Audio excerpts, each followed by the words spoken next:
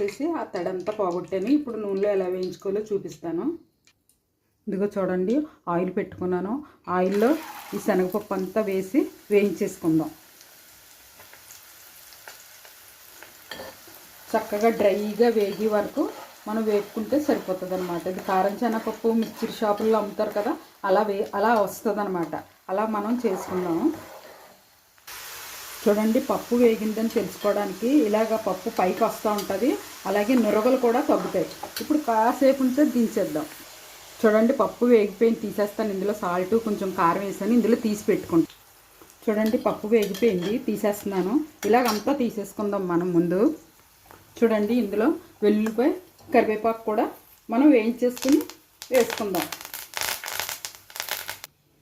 చూడండి, ఎంతో చక్కగా వేయించుకున్న శనగపప్పులో మనం వెల్లుల్లిపాయలు కరివేపాకు వేసేసుకుని మనం డిష్ అవుట్ చేసేసుకుందాం.